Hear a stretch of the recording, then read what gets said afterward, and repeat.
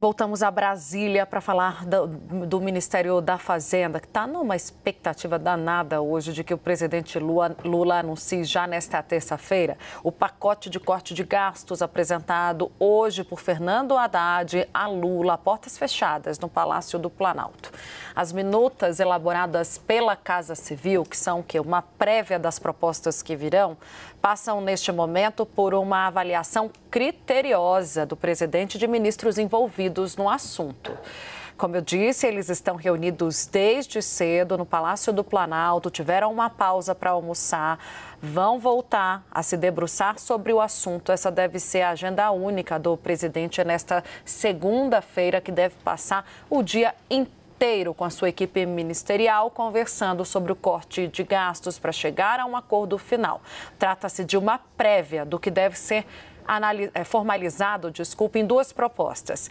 Esse é o último passo antes do corte ser apresentado oficialmente e ser apresentado aos congressistas. O ministro da Fazenda já conversou anteriormente, pessoalmente, com os presidentes das duas casas, da Câmara e do Senado, Arthur Lira e Rodrigo Pacheco, e quer ver aprovada, segundo interlocutores, ao menos uma parte do pacote ainda neste ano.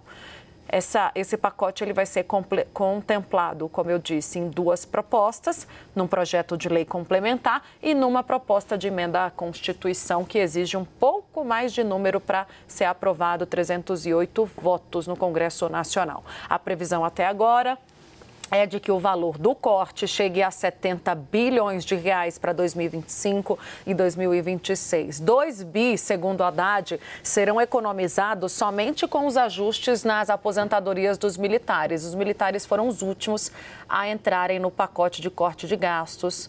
Numa conversa com o ministro da Defesa, José Múcio Monteiro, a gente trouxe que Múcio disse, olha, o Haddad me pediu e nós vamos também aqui cortar na carne. Entre as medidas discutidas com a Defesa está a criação de uma idade mínima de 55 anos para reserva remunerada com período de transição, porque atualmente o critério para aposentadoria dos militares tem como base o tempo de serviço, exigindo pelo menos 35 anos de dedicação.